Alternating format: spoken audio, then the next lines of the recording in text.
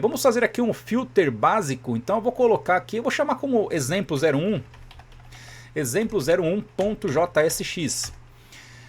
Então nós temos aqui o primeiro exemplo, vai ser aqui um filter básico. Nós vamos trabalhar aqui com os números, tá? Para fazer aqui então, né, um filter, para a gente filtrar aqui algumas informações. Vamos ter aqui o import, vamos utilizar aqui o useState. Coloca aí o useState from React. Depois vamos fazer aqui o export default. Vamos chamar a função aqui então de exemplo 01. E aqui dentro eu já vou colocar ali o return, para a gente não esquecer e depois a gente ficar caçando o erro aí, tá? Dentro do return a gente vai renderizar aqui também algumas informações, então já coloca aí uma div para não esquecer, e depois dentro dessa div aqui você coloca, né, aqui os elementos que você vai trabalhar aqui no HTML, tá? Então aqui já fica pronto o return, daqui a pouco a gente utiliza ele, tá? Vou deixar lá para baixo para a gente não se perder. E aqui no export nós vamos utilizar aqui uma const, essa daqui vai se chamar números. Aqui vamos utilizar ali o useState, colocar aqui alguns números, colocar aqui números randômicos, tá? Não tem nada a ver com nada esses números aqui, só para a gente poder fazer aqui um filter, certo? Vamos filtrar aqui então os números que forem maiores do que 10, tá? Então tem aqui, né, uma ordem randômica, coloquei aqui alguns valores, alguns números e a gente vai filtrar isso daí. Vamos ter aqui uma const maiores que 10. Colocar aqui recebe números, ponto filter. E para cada item, né, que vai ser ali computado aqui dentro do nosso vetor, do nosso array, nós vamos chamar esse item aí de, você pode chamar número ou num ou item, tá? Qualquer nome que você colocar ele vai aceitar. Procura colocar um nome para esse parâmetro que a gente vai utilizar agora, né, um nome que você consiga saber o que está sendo feito aí, certo? E depois vai retornar aqui o item maior do que 10. Vamos lá então entender o que está sendo feito aqui. Você consegue fazer isso daqui com laço for convencional, mas o método filter vai facilitar a nossa vida aqui, certo? Nós temos aqui então o filter. Se você passar o mouse em cima, ele vai falar aqui para você o que precisa, né, ser feito aqui, né, as informações. Vai retornar aqui os elementos, certo? Com as condições que você colocar ali, tá? Então ele está passando aqui, né? Saiu de novo ali, né? Então ele vai mostrar aqui as informações, o que vai acontecer e as informações, os dados que você precisa inserir.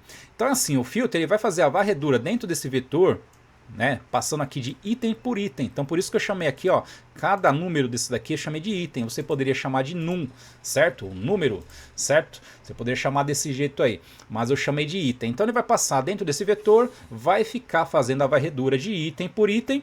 E depois ele vai retornar o item que for maior do que 10, certo? E vai armazenar depois desse maiores que 10, certo? Bem tranquilo essa questão do filter, o exemplo básico, esse daqui é o primeiro.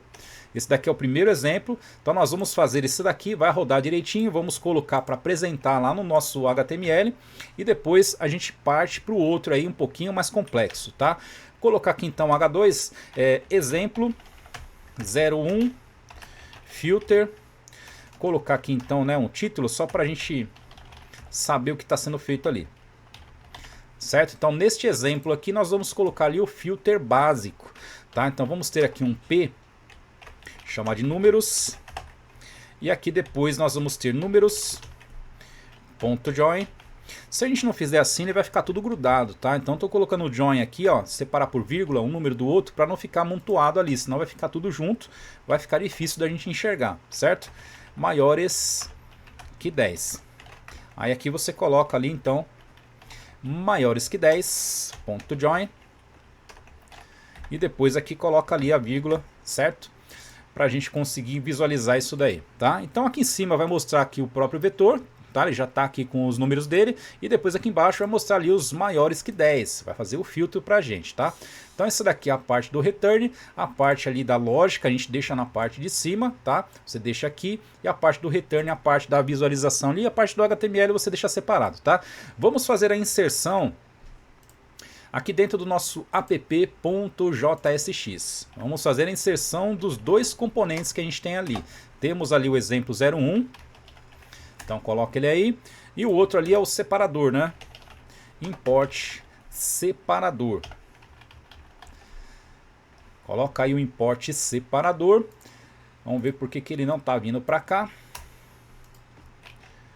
Se eu coloquei o nome, vamos ver se eu coloquei o nome certo aqui. Separador, é esse daqui, né? O nome da função é essa daqui.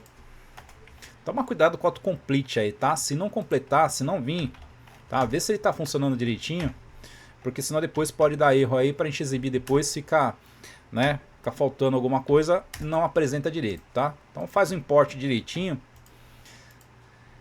E depois aqui embaixo, né, a gente vai fazer ali, então, né, a chamada aqui do nosso componente. Eu vou colocar o mais para cá também, né, para ficar debaixo ali do H1. Então aqui vai ser o exemplo 01, certo?